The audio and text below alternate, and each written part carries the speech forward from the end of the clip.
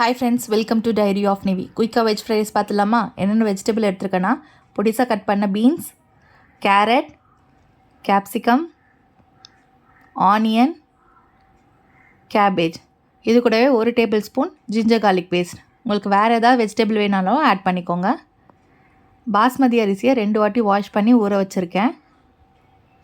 ஒரு பெரிய அகலமான பாத்திரமாக எடுத்து 2 டேபிள் ஸ்பூன் ஆயில் ஆட் பண்ணிக்கோங்க. எண்ணெய் சூடாகட்டும். பக்கத்திலே சாதம் வடிக்கிறதுக்கு தண்ணியும் வச்சாச்சு. எண்ணெய் சூடானதுக்கப்புறம் ஜிஞ்சர் கார்லிக் பேஸ்ட் போட்டு நல்லா ஃப்ரை பண்ணிக்கோங்க. அதோட ஸ்மெல் போட்டோம். ஸ்மெல் போனதுக்கப்புறம் நம்ம கட் பண்ணியிருக்க ஆனியன் ஆட் பண்ணி நல்லா ஃப்ரை பண்ணிக்கோங்க. இது நல்லா ஃப்ரை ஆகணும். ஃப்ரை ஆனதுக்கப்புறம் தான் நம்ம வெஜிடபிள்ஸ் ஆட் பண்ணணும். இந்த அளவுக்கு ஃப்ரை ஆனதுக்கப்புறம் பீன்ஸ் கேரட் மட்டும் ஆட் பண்ணிக்கோங்க. இது கொஞ்ச நேரம் நல்லா ஃப்ரை பண்ணி எடுத்துக்கோங்க.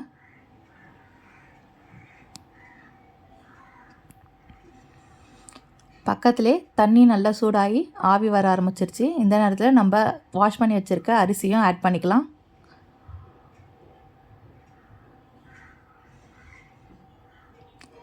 பீன்ஸ் கேரட் நல்லா வதங்கினதுக்கப்புறம் நம்ம கட் பண்ணியிருக்க கேபேஜையும் கேப்சிகமும் ஆட் பண்ணிக்கலாம். நம்ம ஆட் பண்ணதுக்கப்புறம் இதையும் நல்லா ஃப்ரை பண்ணி எடுத்துக்கணும். அதுக்குள்ளே அரிசியும் நல்லா கொதிக்க ஆரம்பிச்சிருச்சு. இதிலே தண்ணி விட ஆரம்பிக்கும்.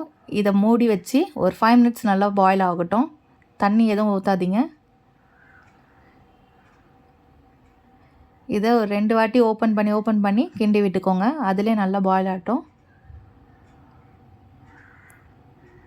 பக்கத்தில் நம்ம வச்ச சாதமும் நல்லா வெந்துடுச்சு. 90% வெந்ததுக்கப்புறம் சாதத்தை தனியாக வடித்து வச்சுக்கோங்க.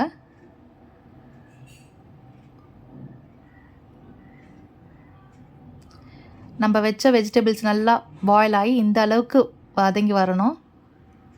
இப்போ ஸ்டவ் ஆஃப் பண்ணி எடுத்துக்கலாம்.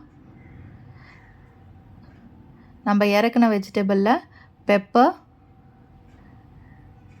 நம்மளுக்கு எவ்வளோ காரம் வேணுமோ அந்தளவுக்கு பெப்பர் ஆட் பண்ணிக்கோங்க. கூடவே ஹாப்பிமா ஃப்ரைட் ரைஸ் மிக்ஸை ஆட் பண்ணிக்கோங்க. இதிலே சால்ட் இருக்கும். சால்ட் வேணும்னா பார்த்துட்டு ஆட் பண்ணிக்கலாம். இதை ஆட் பண்ணி நல்லா மிக்ஸ் பண்ணிக்கோங்க. வெஜிடபிள்ஸோடு நல்லா பிளெண்ட் ஆகணும். அந்தளவுக்கு நல்லா மிக்ஸ் பண்ணி எடுத்துக்கோங்க.